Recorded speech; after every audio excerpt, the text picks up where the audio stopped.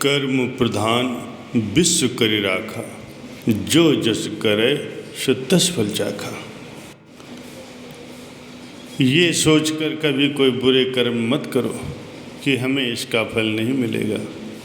हम जो भी कर्म करते हैं उसका फल हमें एक दिन अवश्य मिलता है। आप उस फल से भाग नहीं सकते। भागने की कितनी भी कोशिश कर लो, लेकिन वो फल आपको भुगतना ही पड़ेगा। इसके बिना कर्म शांत नहीं होता। हम कितने भी अच्छे या बुरे कर्म कर लें, उसका फल हमारे साथ ही रहता है। चाहे वो हमें देर से ही मिले, लेकिन मिलता ज़रूर है।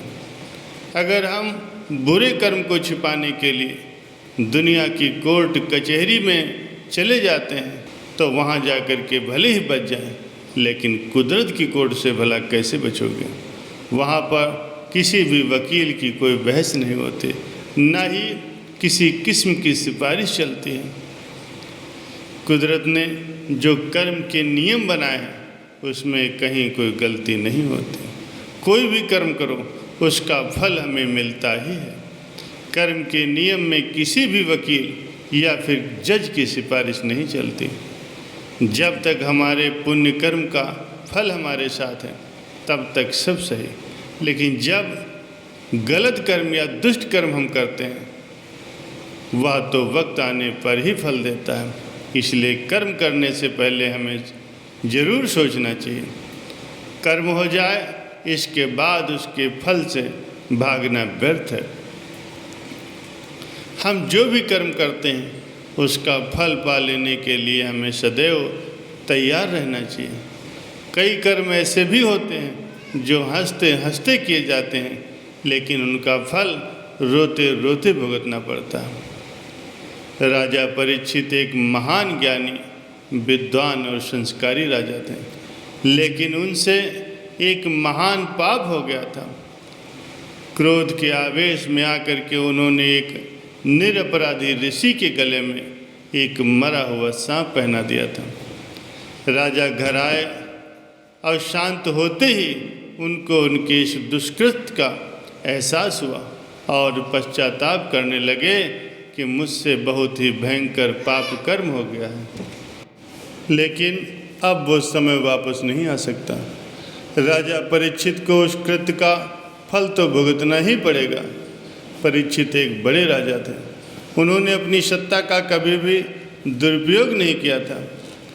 परीक्षित राजा ने अपनी भूल को स्वीकार किया और खुद को दंड करने के लिए कहा कि मेरा बल, मेरी समृद्धि, सब कुछ ब्राह्मण ऋषि की उस क्रोध अग्नि में जल जाए, जिससे मेरे दिमाग में किसी को दुख देने या क्षति पहुंचाने का कभी विचार ही ना आए। राजा परीक्षित अपने पापों का फल भुगतने के लिए तैयार थे। उन्होंने कभी भगवान से कोई सिफारिश नहीं की और न ही अपने राजा होने का घमंड किया। उन्होंने तो भगवान से अपने पापों का दंड मांगा, जिससे भविष्य में कोई राजा क्रोध के आवेश में या फिर अपने राजशाही के घमंड में आकर के ऐसा दुष्कृत्य न करे। इस प्रकार से राजा परीक्षित अपने कर्म से नहीं भागे और परिणाम भुगतने के लिए तैयार है। वह भागने की कोशिश भी करते हैं, तो भी कर्म अपना फल दिए बिना नहीं छोड़ता। इसीलिए कहा गया है कि जैसा कर्म वैसा फल। कई साल पहले की बात है, एक शहर में एक जज साहब रहा करते थे। वह ईश्वर पर पूरा भरोसा करते थे और कर्म के कानून के मानने वाले थे। एक बार वे जज साहब सुबह सुबह टहलने के लिए निकले। तब उन्होंने देखा कि एक व्यक्ति भाग रहा और उसके पीछे भागते हुए एक व्यक्ति ने पीछे से एक खंजर उसके शरीर में मार दिया और उसको तब तक मारता रहा जब तक कि वो मर नहीं गया। ये घटना जज साहब ने अपने आँखों से देखी। खूनी भाग गया। उस खूनी को जज साहब ने ठीक से पहचान भी लिया। फिर जज साहब घर आए, लेकिन ये बात उन्होंने किसी को नहीं बताया, क्योंकि खून का केस आखिर में उनके ही कोर्ट में आने वाला था। फिर पुलिस की पूछताछ शुरू हुई। 6 महीने में पुलिस की संपूर्ण इंक्वायरी पूरी हुई, हत्या का मामला दर्ज हुआ और आखिर में ये मामला उस जज साहब के पास आया।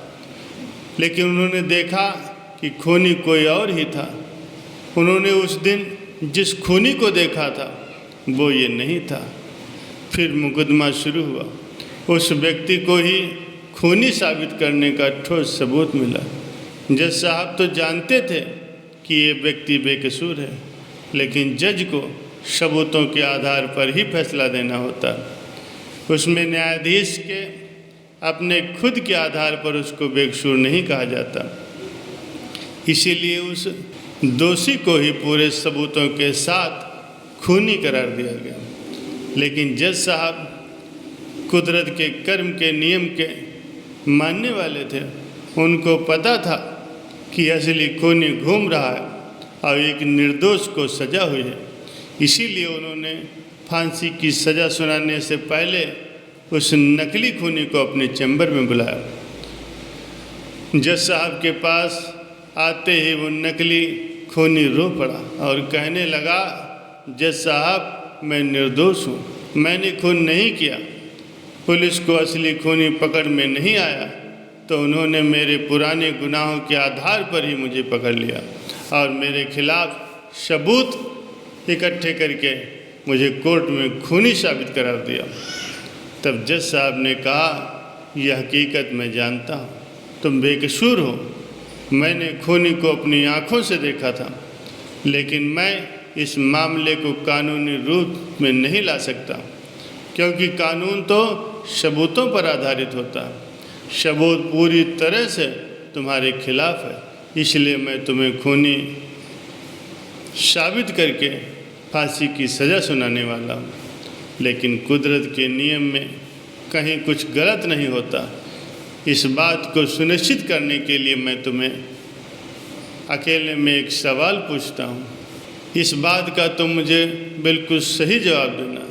मेरा सवाल ये है, क्या तुमने भूतकाल में किसी का खून किया है या फिर उतना ही बड़ा कोई अपराध किया है? झूठे आरोपों में फंसे व्यक्ति ने अपना सिर झुका करके कहा, मैंने भूतकाल में जज साहब 2 खून किए थे, लेकिन मैंने पुलिस वालों को बहुत सारे पैसे दिए थे, इसीलिए मैं निर्दोष साबित होकर के छूट गया। लेकिन इस केस में मैं सच में बेकसूर हूँ और फिर भी मुझे सज़ा मिल रही है। जज साहब को समझ में आ गया कि भगवान के कर्म के नियम में कहीं कोई चूक नहीं होती। पहले 2 खून के समय उसके पुण्य कर्म का फल चल रहा था, इसीलिए उसका क्रियमाण कर्म ने फल देने में देर लगाई और कर्म संचित हुए। और अब जब पुण्य खत्म हो गया है तो पहले के 2 खून के फल के रूप में संचित हुए कर्म ने इस बार प्रारब्ध रूप में बेकसूर होने पर भी उसे फांसी की सज़ा सुनाई गई। प्यारे सज्जनों, कर्म हमारा पीछा कभी नहीं छोड़ता। कुदरत किसी के साथ भी अन्याय नहीं करती। प्रत्येक कर्म बीज के समान होता है और जो जैसा बीज बोता है वैसा ही उसे फल भोगना पड़ता है।